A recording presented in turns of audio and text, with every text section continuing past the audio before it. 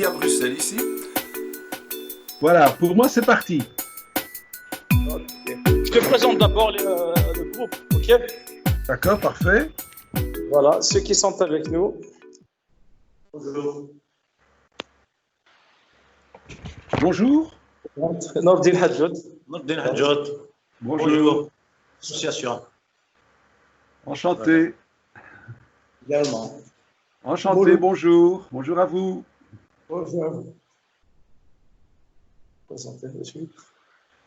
Je suis l'ami voilà. Un lecteur aussi. Du village, voilà, de la commune. D'accord. Bonjour, M. Willy. Bonjour, comment allez-vous? Monsieur Hadjad, il est l'ami de l'association. Enchanté. Bonjour, monsieur. Bonjour. Oui, je ne le vois pas, il est dans l'ombre. Je suis l'ami de l'association. Animateur de Membre, monsieur. membre de l'association. Comment on va procéder? C'est nouveau ici chez nous, vous faites les vidéoconférences. On est en train que de tester. Oui, pas de souci. De tester le procédé. En fait, je les ai fait réunir à 10h, 11h. On a projeté ta vidéo de l'autre fois avec Rotary, c'est ça? L'association Rotary? Oui, c'est ça. C'est avec un club de Rotary ici à Bruxelles. Voilà, parce que tu expliquais bien en fait. C'est-à-dire, nous, si tu m'as bien compris, c'est-à-dire, on veut refaire la même chose. C'est-à-dire, on voudrait cette fois-ci avoir Willy comme invité. Tu vois? D'accord, oui, parfait. C'est toi qui dois renverser les rôles, voilà. D'accord, oui. On va refaire la même conférence avec Rotary, tu vois? D'accord, oui, pas de souci. De ton parcours. Voilà. Et entre-temps, on va intervenir, c'est-à-dire on va te poser des questions. D'accord. Tu me diras si tout le monde est prêt. Samir, tu t'es rasé aujourd'hui parce que les autres fois, tu as toujours la barbe là. Voilà. Bah oui, pourquoi j'ai laissé pousser la barbe? L'autre fois, c'était le confinement, alors il faut jouer le jeu là. Voilà, d'accord. Normal, ouais. Voilà. Quand est-ce qu'on va commencer? Bah, si tu as des questions posées pour le groupe, s'il y a une façon avec laquelle on peut procéder, c'est-à-dire tu as une préférence quelconque, tu me diras. Je vais premier me présenter. Oui. Voilà. Alors, bonjour à tous, c'est bien gentil de vous être réunis cet après-midi chez vous. Et vous, Samir, tu peux me rappeler exactement où nous sommes là chez toi? Al-Fly. Oui, c'est situé sur la côte? Un peu loin de la côte, mais à 50 km, comme je t'avais expliqué l'autre fois. On est voilà, au village de, je le redis chaque fois, au village de Mouloudji, voilà. D'accord, c'est parfait. Alors, moi je suis, chers amis, je suis donc moi un grand lecteur, comme vous. C'est pour ça que vous faites partie d'un club de lecture, c'est pour vous réunir et pouvoir échanger un petit peu les découvertes que vous avez faites dans vos différentes lectures. Et il se fait qu'au cours de ma carrière, il se fait qu'à un moment donné, il y a eu une interruption qui m'a amené à me poser la question, mais qu'est-ce que je peux faire? Et j'ai appris que dans une librairie, là où j'habite, dans la ville où j'habite, à Knock, on recherchait pendant les vacances un jeune pour venir aider le libraire. Et je me suis dit, ben, tout compte fait, j'ai 2 mois devant moi, allons-y. Je me suis présenté auprès du libraire qui a dit, ben, écoutez, nous on cherche un jeune. Ben, je dis, écoutez, pas de souci, moi ça m'intéresse, on se connaît depuis longtemps parce que j'étais client de cette librairie. Et il me dit, ben, tu auras le salaire d'un jeune. Ça m'a bien plu parce que, bon, plutôt que de ne rien faire, et comme c'était sur la côte belge, plutôt que d'aller sur la plage, j'ai été dans cette librairie. 2 mois après, le patron de la librairie me demande, ah ben, qu'est-ce que vous allez faire maintenant que les 2 mois sont terminés? Je dis, je n'en sais fichtre rien, je me suis très bien amusé avec les clients qui me parlaient, qui me questionnaient, qui me demandaient des suggestions. Qu'est-ce que vous avez lu? Ah, mais j'ai lu ça, donc je proposais les coups de cœur que j'avais eus. Et le patron me demande, qu'est-ce que vous allez faire? Je dis, je n'en sais rien. Alors je vois qu'il se penche sur son bureau, il prend sa mallette, de sa mallette il sort un dossier et il me met sous le nez un contrat d'employé. Donc voilà qu'on me propose de devenir libraire officiellement. Moi qui étais indépendant toute ma vie, qui ai dû courir à gauche et à droite pour faire du business, quand je lis sur le papier, tiens, sans rien faire, entre guillemets, en restant là où je suis, en parlant comme j'aime bien de parler, tous les mois, j'aurai, hop, sur le compte à la banque, l'argent qui va arriver. Donc je suis devenu libraire. Et là, évidemment, c'était un passionné et non pas un vendeur qui était là. Et le passionné, évidemment, qui connaissait bien la clientèle qu'il avait découverte au sein de la librairie, les gens disaient « Ah, vous m'avez conseillé tel ou tel livre, qu'est-ce que vous avez dans ce genre-là » ou bien « Qu'est-ce que vous avez découvert d'autre ?» Donc, vous savez, c'est comme vous. On est des passionnés par la découverte de la lecture que des auteurs ou des auteurs, des autrices, comme on dit aussi, ont fait, ont réalisé. La première question que je me pose aussi, est-ce que nous pensons toujours au temps qu'a mis l'auteur pour écrire son ouvrage?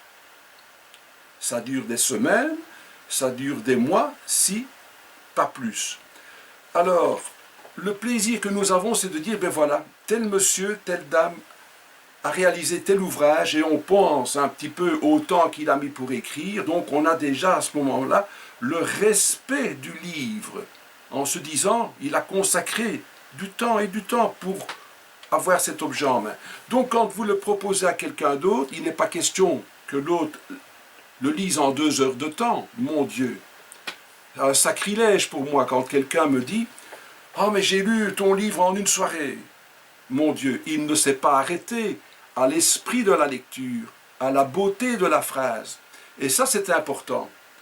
Parce que sinon, si c'est pour se presser, on ouvre n'importe quel journal comme on a envie de faire, on entend et on voit des informations, tandis que découvrir la littérature, découvrir par la lecture les émotions, c'est ce qu'il y a de beau, je pense, lorsqu'on ouvre un ouvrage. Et le communiquer, évidemment, à d'autres passionnés, c'est extraordinaire. Alors, vous avez sûrement au sein de votre groupe des rencontres de lecture, où vous échangez l'un et l'autre vos informations, en disant, tiens, j'ai entendu à la radio un tel qui parlait, ou un tel qui a évoqué l'existence d'un ouvrage. Donc à ce moment-là, on devient des curieux. Et alors, c'est à celui, évidemment, qui va soit le trouver dans la bibliothèque, soit qui a peut-être le livre chez lui, et l'ouvrage commence à tourner.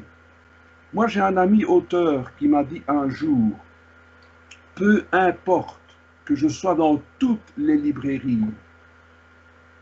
mon plaisir, moi, c'est lorsque quelqu'un me dit, j'ai été dans la salle d'attente du docteur, j'ai été chez le dentiste, et là, sur la table, j'ai découvert un livre. » Eh bien, ça, c'est la beauté de la découverte. C'est quand on ne cherche pas et que l'objet arrive comme ça, naturellement devant vous, et que vous l'ouvrez n'importe où et que vous trouvez une émotion. Tout compte fait, je serai à côté de vous, autour de la table là-bas. Vous et moi, nous sommes animés par la même passion, c'est de pouvoir, comme je le disais tantôt, pouvoir partager et découvrir des lectures. Ce qui est très intéressant aussi, et je pense que vous l'avez déjà organisé, c'est de pouvoir parler avec un auteur, de pouvoir l'inviter à venir parler de son travail d'écrivain, à venir parler avec vous de son travail d'écriture. Et là, c'est une toute autre découverte que nous pouvons faire, et ce sont évidemment des moments privilégiés que de recevoir ces personnages. Parce qu'encore une fois, ces gens vivent bien souvent dans leur bulle, et les retirer de leur petite bulle pour venir s'asseoir autour d'une table comme nous sommes aujourd'hui, ça, ce sont des moments qui sont des moments extraordinaires. Parce qu'on voit à ce moment-là des personnages en 3 dimensions, qui sont comme vous et qui sont comme moi, et qui vous font part un petit peu de ce qui les a animés peut-être étant tout jeunes. Ou bien alors, est-ce que c'est quelque chose dans leur vie qui s'est déroulé qui fait qu'un jour, ils ont pris la plume? Donc, la lecture nous fait rencontrer d'autres lecteurs, il nous fait rencontrer des auteurs, il nous fait rencontrer des libraires, il nous fait rencontrer des bibliothécaires. Et c'est tout ce mélange-là, tout ce maelstrom-là qui est tout compte fait passionnant. C'est parce que justement, on a cette passion commune qui est la découverte de la littérature, la découverte de la lecture. Alors, comment fait-on pour faire le choix sur quelque chose, pour faire le choix sur un ouvrage? Mon Dieu, ça c'est un vaste domaine, comme on a déjà abordé le sujet dans une autre communication. C'est parfois quelqu'un qui vous recommande un ouvrage, c'est un ami qui vous en parle, c'est votre regard qui tombe dans une salle d'attente, comme je le disais, sur un livre, ou bien vous passez devant la vitrine d'un libraire, vous découvrez quelque chose, c'est soit le titre qui vous a attiré, c'est soit la couverture qui vous a attiré, ou c'est soit le petit billet que le libraire a mis sur le livre en disant « ça, c'est un coup de cœur et j'aimerais le partager avec vous ». Donc, c'est énormément de choses à découvrir, énormément de choses à partager, et c'est là un petit peu qu'on peut alors approfondir avec le travail de l'auteur. L'auteur, quand il se trouve devant sa rame de papier blanc, qu'il prend son carnet, qu'il prend son bic et qu'il commence à mettre des petites notes au réveil ou dans la journée parce qu'il a vu quelque chose, et que rentré chez lui, il rassemble toutes ces notes, il se met alors à l'écriture. Il y a différentes façons d'écrire. C'est soit on prépare déjà, comme on dit, un plan, où on connaît déjà la fin, où on s'imagine le début, parce qu'on se dit, tiens, moi j'ai vécu un exemple. Vous êtes en rue, boum, un accident. Vous avez vu l'accident ou bien vous l'avez entendu, vous vous retournez et vous voyez ce qui s'est passé. Et puis l'auteur, qu'est-ce qu'il se dit, mais qui sont ces personnes qui viennent d'avoir un accident? Et c'est là que, voyez-vous, il y a une fin, et lui va commencer à imaginer tout le début d'un ouvrage. Qui c'est dans la voiture de gauche, quelle est l'autre personne dans la voiture de droite, et il commence à imaginer, à échafauder des choses pour arriver au moment crucial. Qu'est-ce qui fait que le hasard fait que, boum, il y a eu un accident? Donc, l'écriture peut prendre naissance avec des petits faits de tous les jours. L'écriture peut prendre aussi naissance parce que vous avez vécu quelque chose dans votre vie, la découverte lors de votre travail, lors de votre métier, de quelque chose, et vous vous dites, tiens, moi en travaillant, en creusant ou en peignant, j'ai découvert quelque chose. Donc, vous partez du principe, mais qui a mis cette chose que je viens de découvrir? Et là, c'est la création de l'auteur qui va faire qu'il se met à écrire. Donc, l'imagination de quelqu'un qui se retrouve sur un papier et qu'il commence à écrire pendant des jours, pendant des semaines et pendant des mois, c'est quelque chose de très fastidieux, évidemment. Il faut savoir le faire et il faut la patience de le faire. Parce que nous, vous comme moi, lorsqu'on arrive quelque part, qu'est-ce que nous voyons? Plein d'ouvrages, plein de titres. C'est du boulot, hein? C'est du travail qui a été réalisé pendant des semaines et des mois, comme je le dis toujours. Donc, encore une fois, partager tous ces moments de vie qu'un auteur a eus, ce sont aussi des moments privilégiés et c'est là qu'on doit avoir du respect avec l'ouvrage qui a été fait. Quand quelqu'un me dit aussi, oui, mais j'ai pas aimé, d'accord, on n'a pas rencontré les mêmes sentiments, les mêmes affinités, mais c'est toujours très délicat de faire une critique d'un livre, dire j'ai pas aimé, il faut toujours étayer le pourquoi on n'a pas aimé. Et ça c'est très important aussi, parce que ça ne vous a peut-être pas plu à vous, mais ça va plaire à quelqu'un d'autre. Le livre est trop long ou le livre est trop court. Donc il y a tellement de choses qui peuvent varier d'un personnage à l'autre, que c'est toujours, je vais dire, difficile de garder l'équilibre pour pouvoir, je vais dire, avancer et aller un peu plus loin. Je prends le cas, vous faites partie d'un club de lecture. 6 personnes autour de la table. L'idée est de justement se dire, tiens, on vient avec 3 ouvrages. Pourquoi? Parce que vous à gauche, vous à côté, vous l'avez lu, les 2 autres ont lu un autre ouvrage, donc vous venez déjà et vous venez parler de vos 3 lectures différentes. Et vous commencez, ah, moi ceci, moi, oh oui, non, je n'aime pas moi, parce que ça c'est trop sentimental. L'autre groupe dit, oui, mais moi j'ai quelque chose de, hein, c'est un récit de voyage. Ah, et dans quelle région? Donc on est parti. Et l'autre il se dit, oui, mais ça c'est vraiment pas mon truc, moi j'aime bien les policiers où il y a de l'action. Donc voyez-vous, dans des petites cellules, on peut trouver vite des divergences et des sensibilités différentes. Mais ça vous a permis, tout en étant différents, tout en aimant des choses différentes, à vous réunir et à parler, et à discuter, et à échanger. Donc ça, c'est aussi une des belles facettes de la littérature, c'est le rassemblement des personnages avec des sentiments, avec des idées différentes, et ça ouvre le dialogue. Ça, c'est très important. Oui. J'ai su que tu as invité Yasmina Khadra dans ta causerie. Effectivement, j'ai eu la chance de pouvoir recevoir Yasmina chez moi, oui, oui. Et par quel miracle il a accepté de... Ah, mais c'était pas un...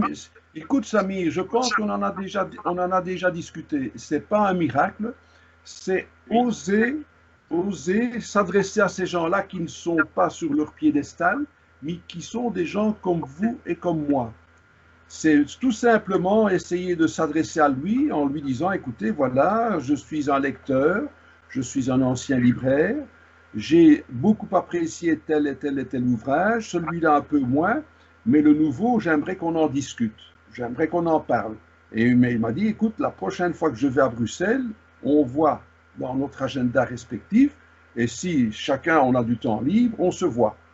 Et il se fait que je lui dis, bon, d'accord, ça se passe chez moi, pas de souci. Donc, il y a un jour, il est venu, il a sonné à la porte chez moi, il est monté, il s'est installé dans le fauteuil. Je pense que tu as vu hein, cette causerie que j'avais faite, évidemment. Donc, c'est pas un miracle, c'est oser le demander et dire, voilà, nous sommes un club de lecture, c'est un petit village, c'est une ville moyenne, ou bien je suis tout seul chez moi, mais en tant que lecteur, en tant que passeur, est-ce que vous avez le temps de venir parler avec moi? Et ces gens, ils ont le temps, parce qu'ils aiment bien de parler de leurs livres aussi. Quand il y a la foule, ils n'ont pas ce contact privilégié qu'ils ont avec l'un ou avec l'autre, mais quand on est en comité restreint, ils aiment aussi en discuter et en parler. Donc je pense qu'il ne faut jamais avoir peur, oser inviter quelqu'un.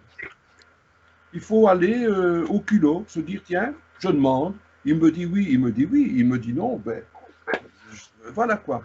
Donc c'est un peu, allez, on va considérer c'est un petit miracle quoi. Mais alors, lorsque l'entretien est terminé, il se fait qu'il y a des travaux dans toute la rue et dans toute la petite région ici, impossible de faire venir un taxi. Alors je lui dis, écoutez, nous allons faire 500 mètres, là il y a une station de taxi un peu plus loin, plutôt que de le prendre au bas de chez moi. Donc nous voilà partis sur toute la chaussée ici pendant environ 500 mètres, et arrivé là-bas, évidemment, pas de taxi non plus. Et c'est encore loin, me dit-il, là où j'ai mon prochain rendez-vous. Je dis non, c'est encore dans le bas de la ville. Si vous voulez, je vous accompagne. Oh, mais ça me fera du bien de faire un peu de marche, me dit-il, parce que je n'ai pas souvent l'occasion d'en faire. Eh bien voilà.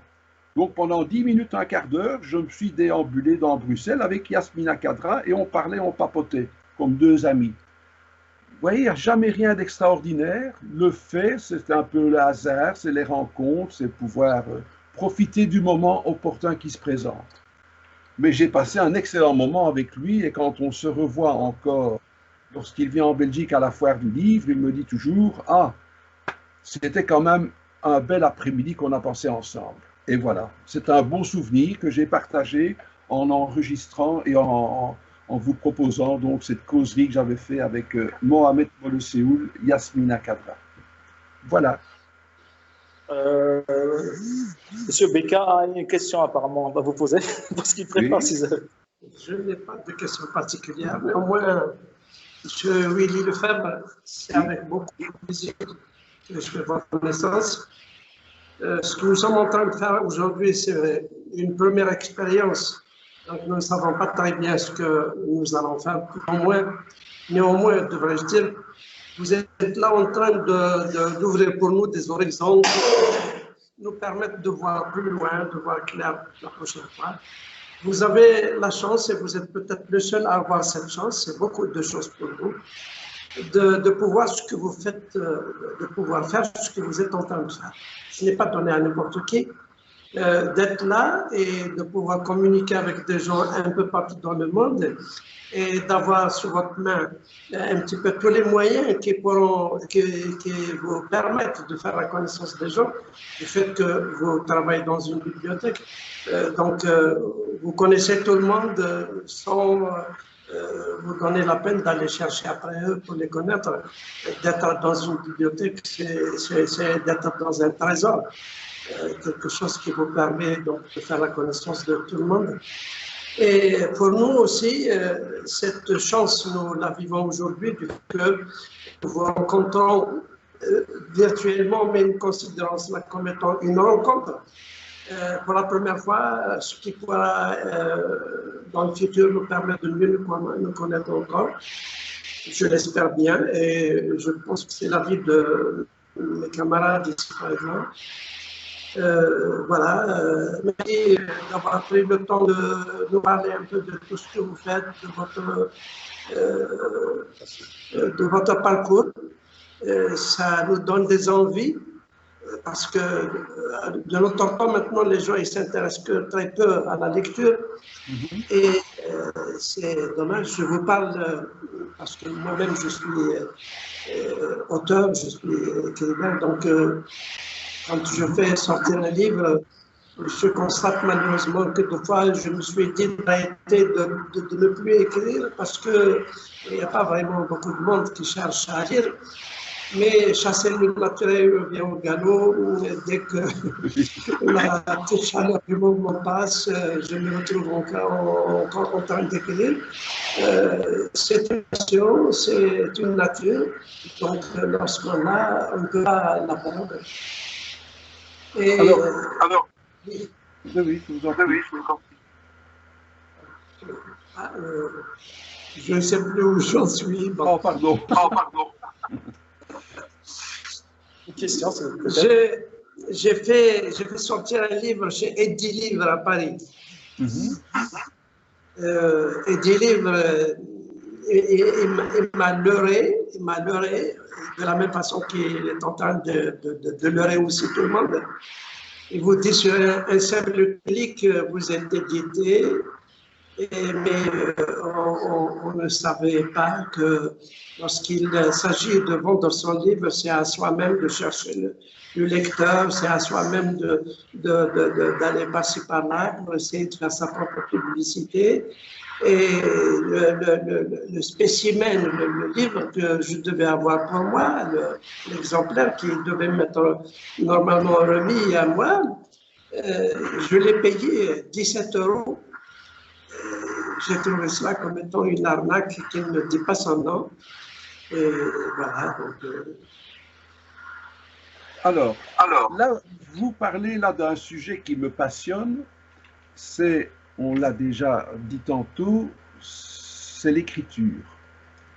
Évidemment, tout ce que l'auteur aspire, c'est d'être édité pour pouvoir partager avec le maximum de lecteurs son ouvrage. Ça, c'est bien. Donc, il y a ce qu'on appelle, et que vous avez cité, l'auto-édition, où vous avez peut-être le système qui fonctionne, où vous avez peut-être des déboires, et il y a l'édition normale.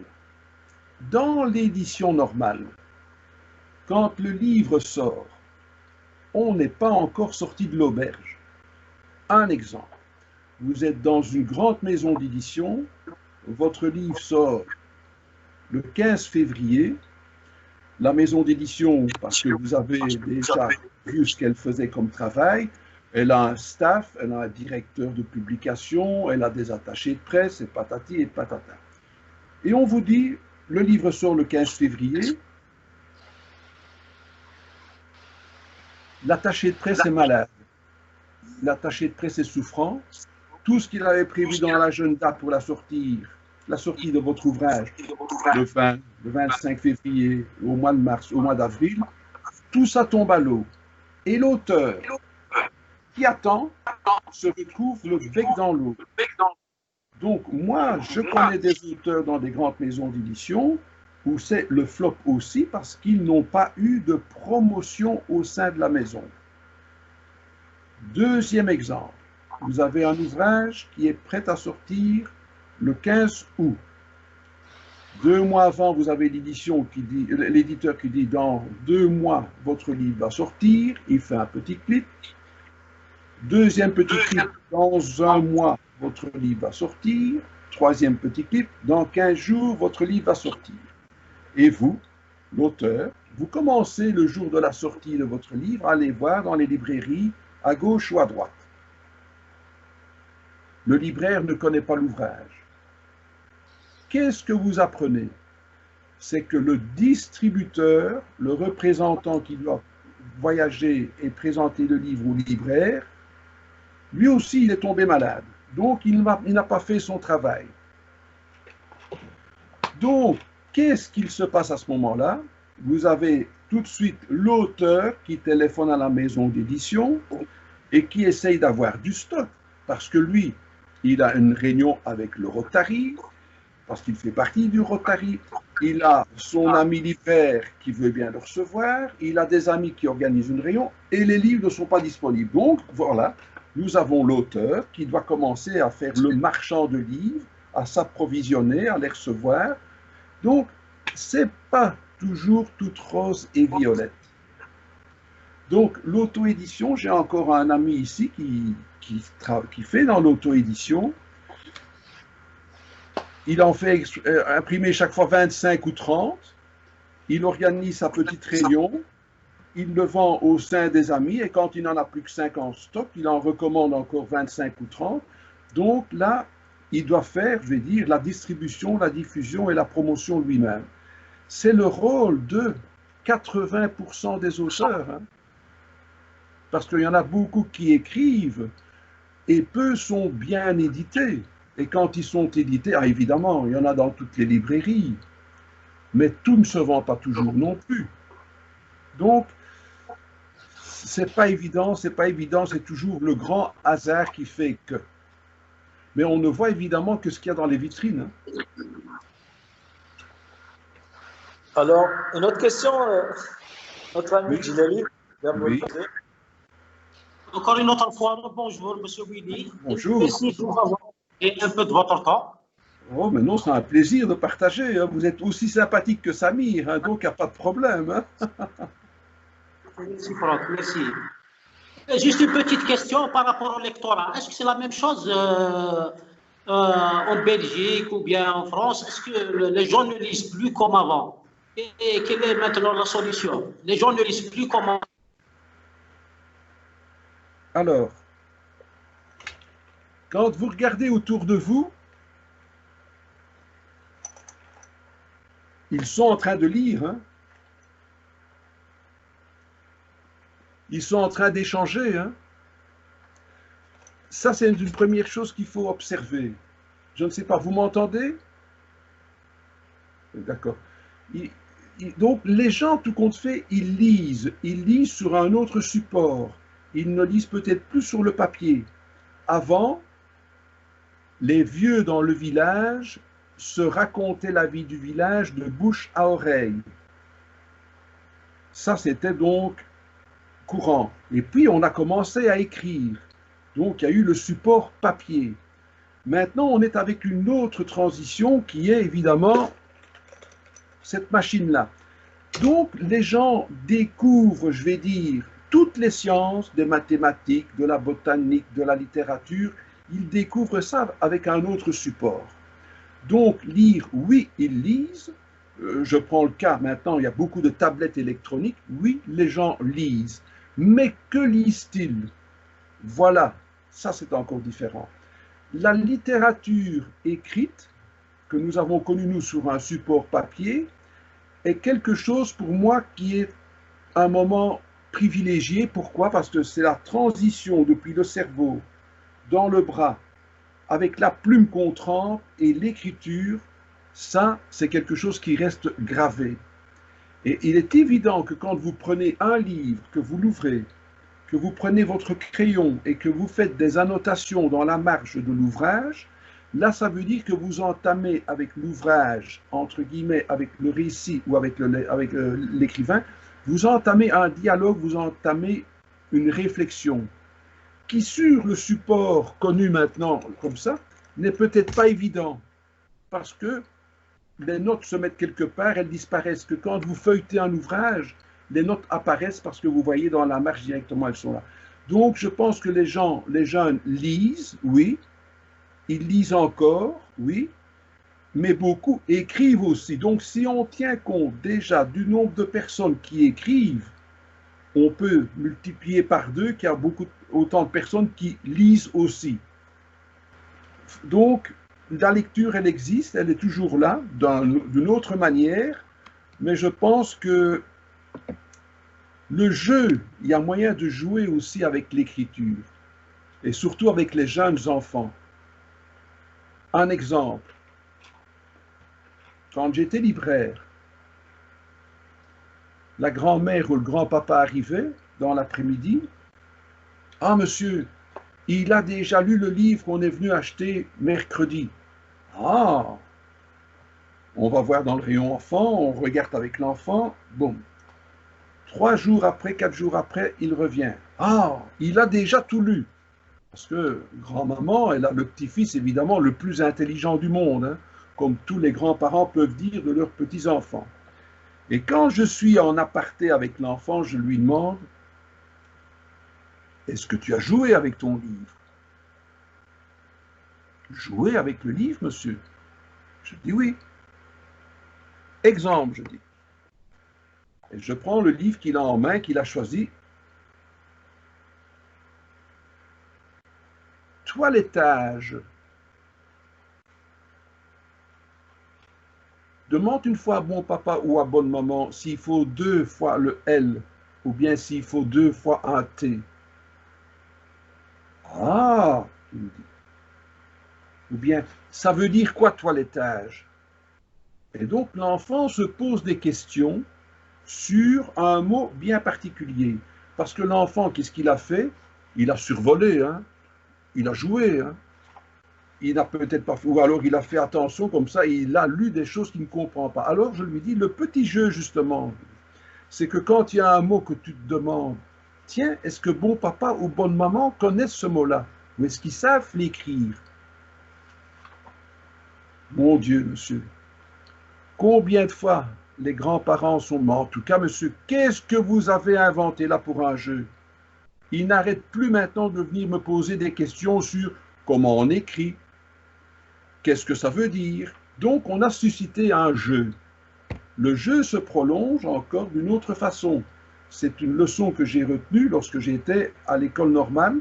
C'est qu'on avait un carnet avec A, B, C, D, toutes les lettres de l'alphabet.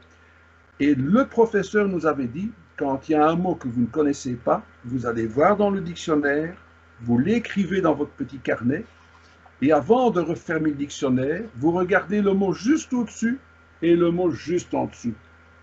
Et vous le recopiez aussi.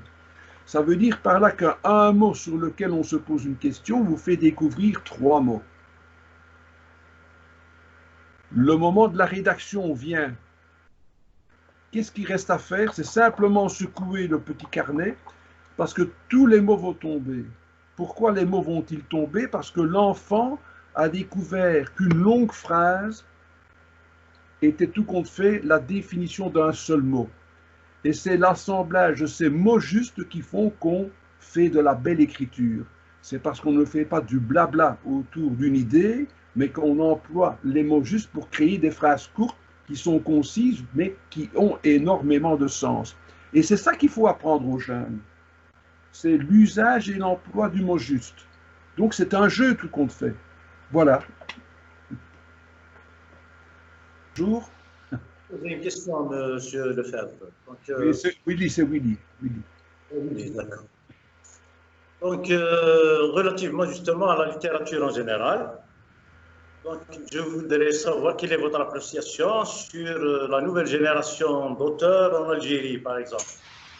Donc, en faisant état comme étant la littérature étant une production de sens, entre autres.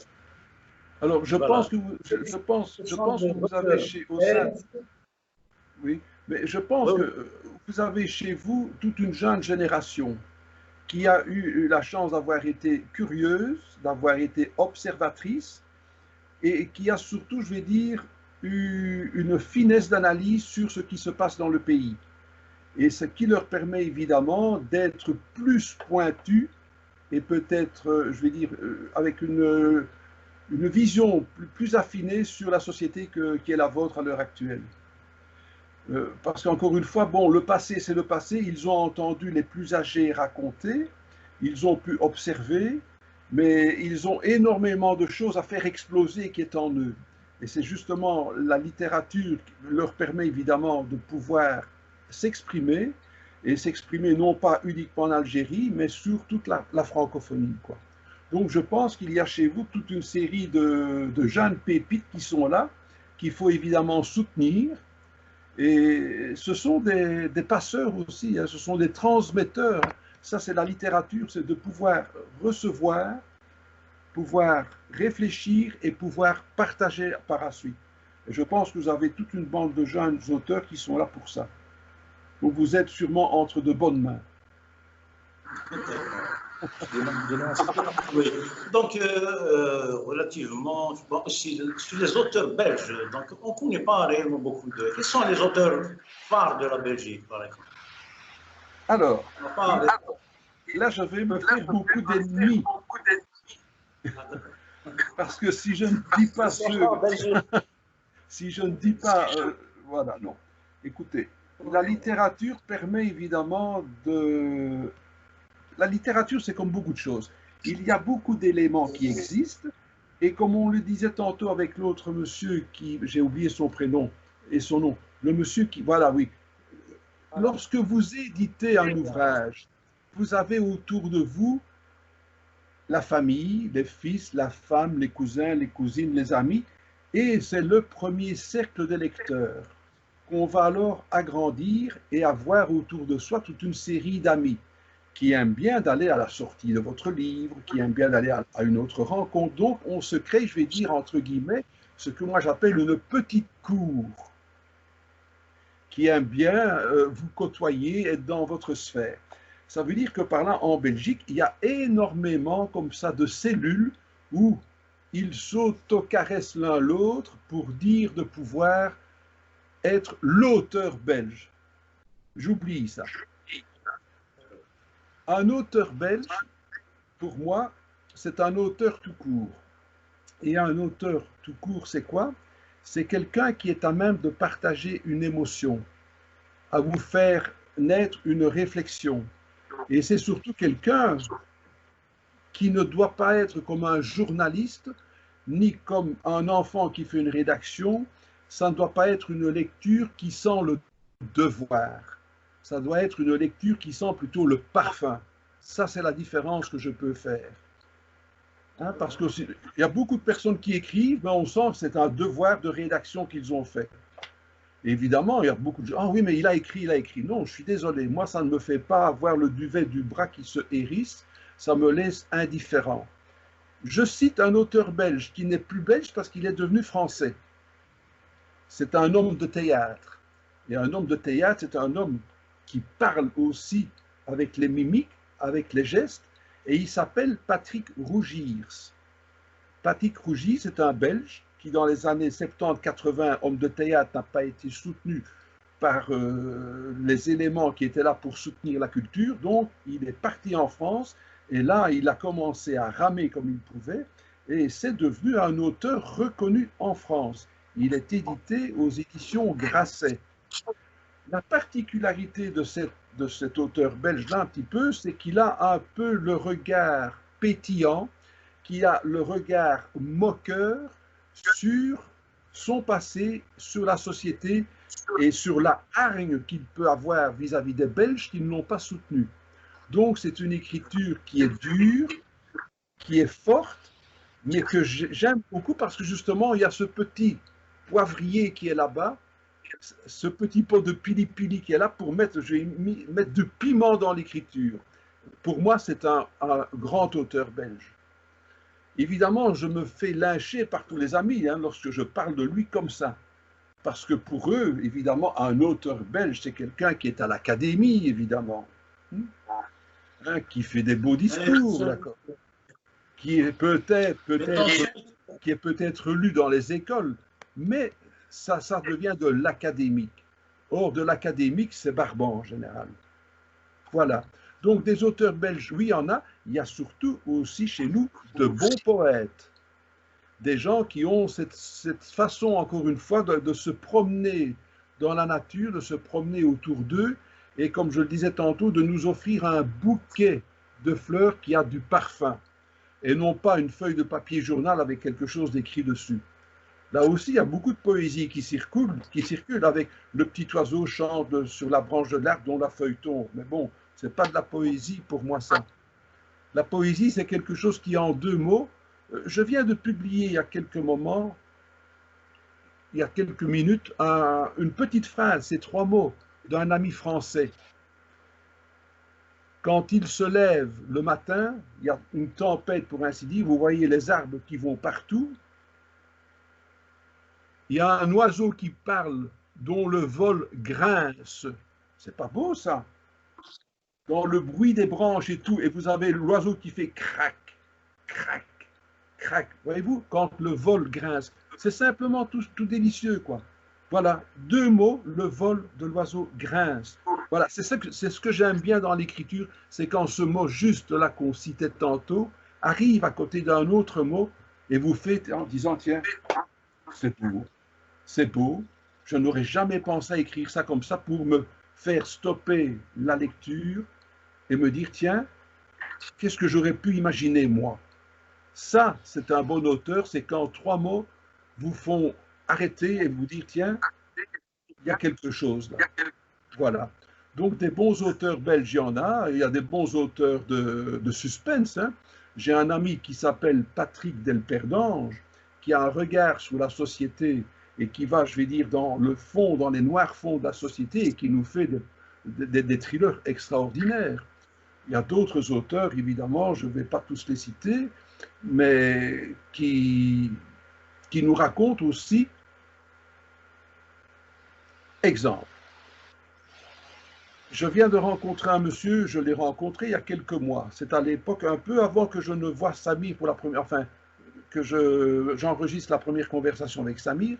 C'est un monsieur qui vient, qui nous présente son ouvrage. Ce monsieur est très impressionné parce qu'il s'adresse à un public, nous dit-il, de connaisseurs, parce qu'on est tous dans le monde du livre. Alors que ce monsieur a déjà été gouverneur de sa province. C'est un monsieur qui a été habitué à faire des grands discours, mais il vient nous parler de son livre. Son livre, c'est quoi? Nous sommes aux États-Unis, les parents du conteur nous disent, mes parents ont eu un accident de voiture, je vais dans la chambre de maman, je vois une armoire, dans l'armoire un coffre, j'ouvre le coffre, au fond du coffre, un carnet orange. Qu'est-ce qu'il découvre? Il découvre le journal intime de sa maman. Donc nous voilà aux États-Unis avec un jeune homme qui est avocat, son frère est dans le business, il a repris les affaires de famille, il est questionné, il est interpellé, il se dit mais c'est sa maman. Donc il décide de revenir en Europe. Et en Europe, il arrive dans un petit village dans les Ardennes, qui est la partie voisée de la Belgique. Et on se retrouve à l'époque de la guerre 40-45. Et on découvre donc la maman jeune fille. Avec tout un périple, évidemment. Donc nous voilà par l'écriture d'un suspense qui peut dire, parce que c'est un ouvrage avec une vengeance incroyable qu'il va y avoir. Donc ça démarre aux États-Unis. On se retrouve dans un petit village ardennais, dans une époque, dans les années 40, et là, on découvre toute une atmosphère du village. Et puis, évidemment, il y a toute la réflexion de l'homme contemporain qui se dit, mais maman a dû subir ça. Et on est parti dans ce travail de vengeance. Donc voilà, quelqu'un qui vient nous présenter un ouvrage qui est tout compte fait la réflexion d'un homme mûr qui a connu sa province, qui a connu ce qui s'est passé dans les années 50 et qui décide de nous relater ces faits-là sous forme d'un roman, sous forme d'un suspense. Voilà. Ça, ce sont des gens qui ne sont pas des écrivains de formation, mais qui sont quand même des gens qui aiment et qui savent manier la plume. Entre parenthèses, il a été avocat aussi. Donc, écrire, il savait écrire.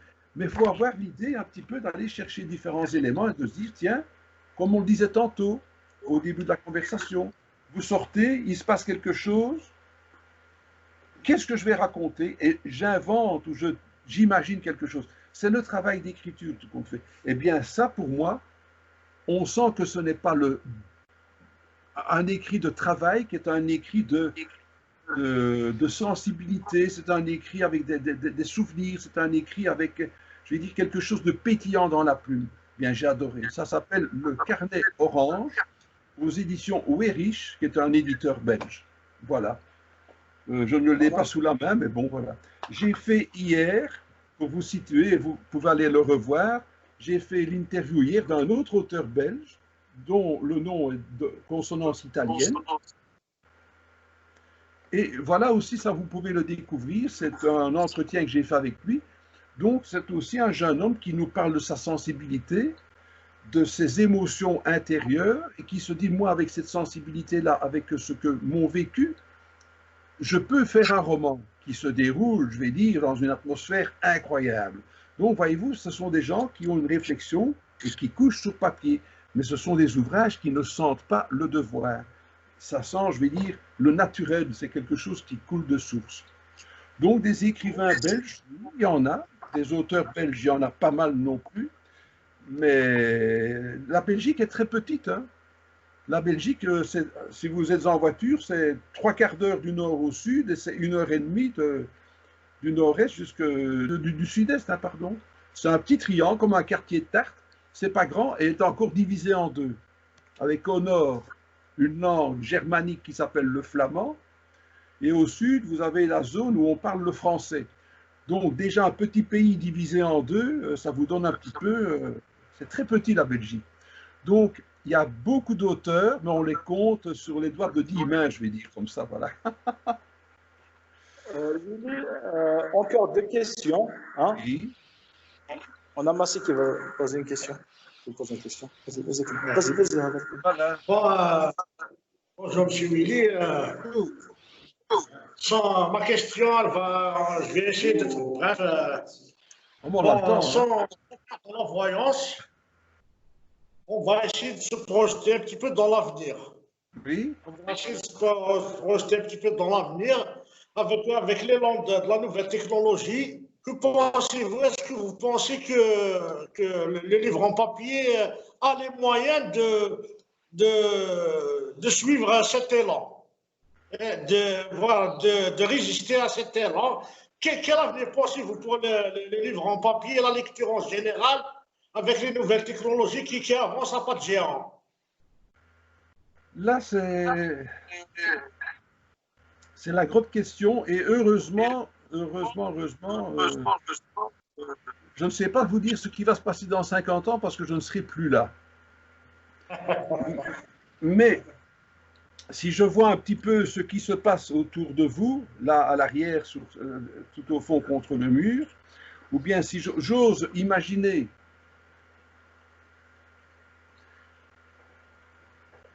vous seriez français ou vous seriez corse, parce que je ne connais pas bien l'Algérie, vous savez, on ne pourra jamais dire à notre femme « je sors au matin pour aller télécharger un fichier de lecture ».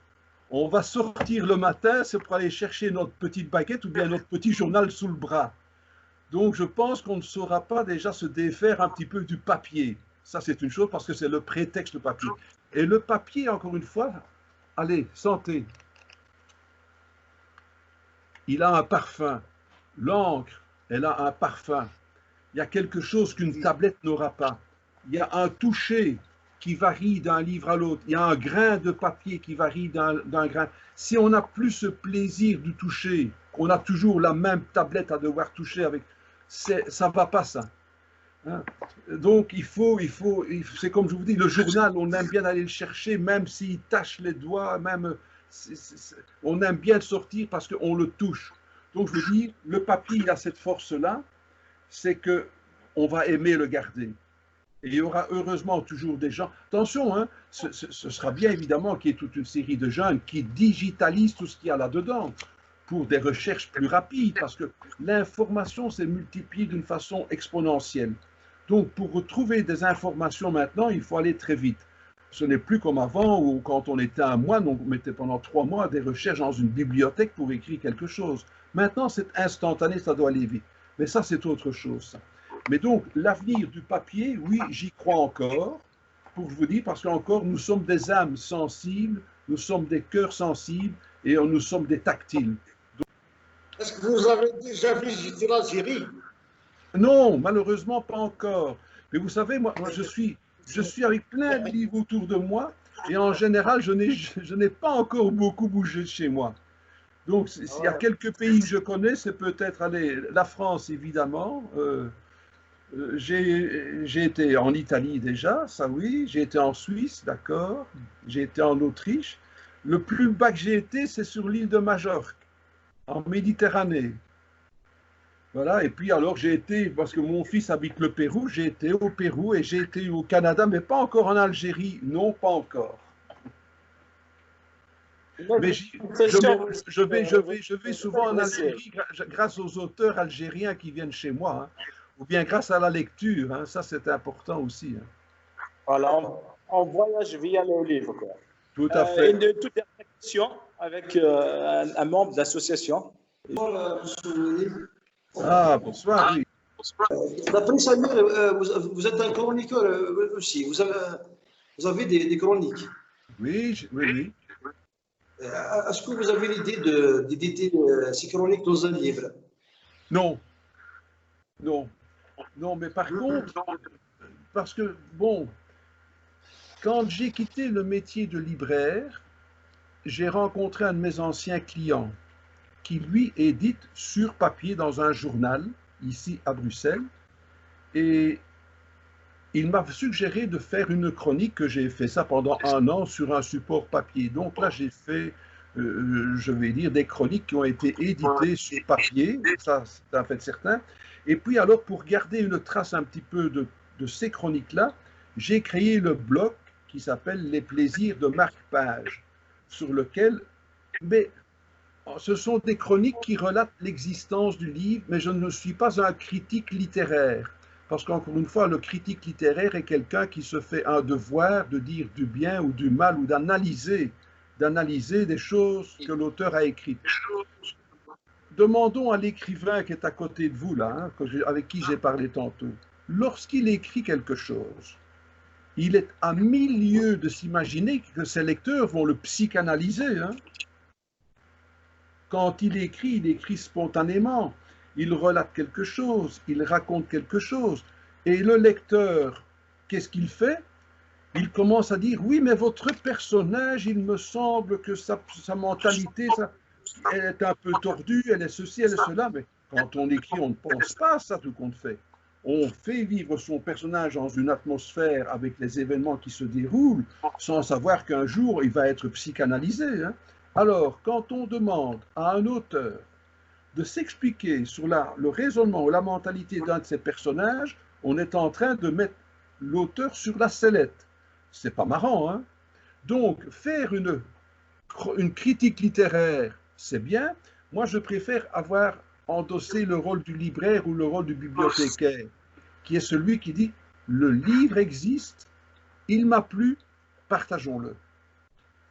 Mais s'il ne m'a pas plu, il est là, hein? Mais disons, je ne vais pas faire une critique dessus en disant médiocre, parce que ceci, parce que cela, machin, ci, machin. Moi, je ne suis pas un critique, je suis un chroniqueur, je tiens des chroniques, mais c'est surtout, encore une fois, le côté amusant que j'aime faire, c'est de faire un petit clip avec une petite phrase, avec une ambiance, avec une petite musique, avec une photo, avec une image. Donc, voilà. Donc, je dis le livre existe, et il y a 1001 façons de dire que le livre existe. Mais pas quant à tenir, je vais dire, une chronique régulière et à les publier. ça deviendrait du devoir, je serais astreint à quelque chose, et ça me coupe les ailes, je n'ai plus ma liberté de faire ce que je veux quand j'ai envie de faire, et devoir rendre une chronique, et ça, c'est pas mon genre. Par contre, est sorti, ce ne sont pas mes propres écrits, mais j'ai entretenu une conversation épistolaire, ou bien verbale, avec un auteur qui m'a alors envoyé des billets. Donc des petites cartes, des petits papiers qui s'appellent alors les billets d'Alain Cadéot. Ce monsieur a une belle écriture. Et il se fait qu'un jour, je publie sur une page Facebook les billets d'Alain Cadéot, les billets de ce monsieur-là. Et un éditeur a eu son regard qui est tombé sur ma page. Il a pris contact avec l'auteur en question, demandant, mais est-ce que nous ne pourrions pas rassembler ces billets dans un ouvrage? Eh bien, l'ouvrage est sorti, ça s'appelle « Des mots de contrebande ». Et vu l'histoire, un petit peu l'historique des récits, donc on m'a demandé de faire la préface de l'ouvrage. Donc là, oui, j'ai mon nom qui apparaît dans un bouquin parce que j'ai fait la préface de cet ouvrage qui s'appelle « Des mots de contrebande » par Alain Cadéot. C'est aux éditions La Trace, une petite maison d'édition qui est située au sud de la France, près de Toulon. Voilà, je vous écoute.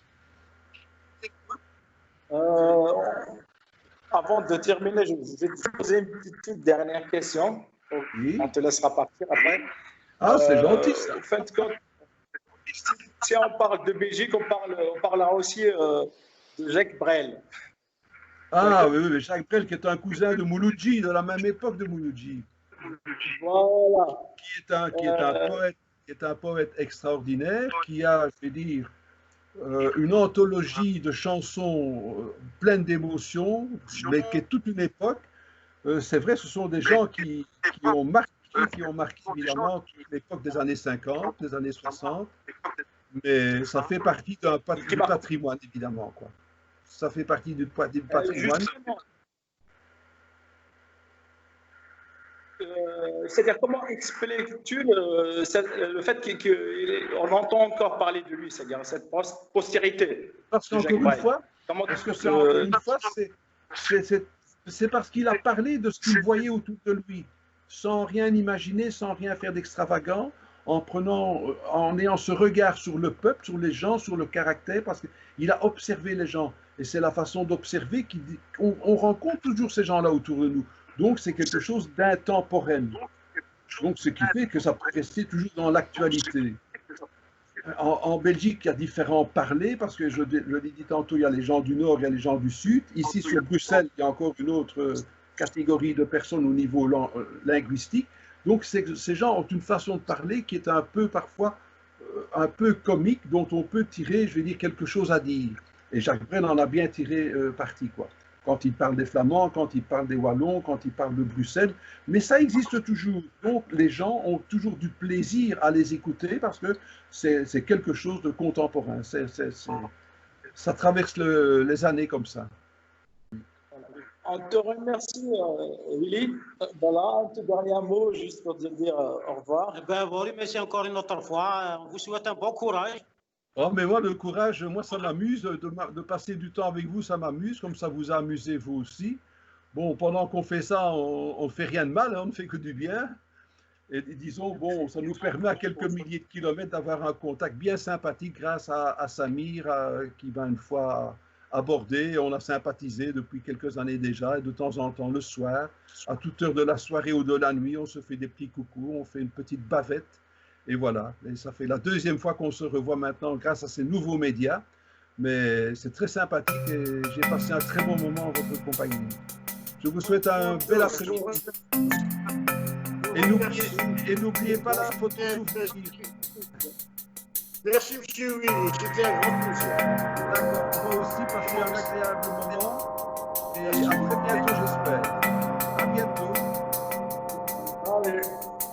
Au revoir à tous. Au revoir. À bientôt. Au revoir.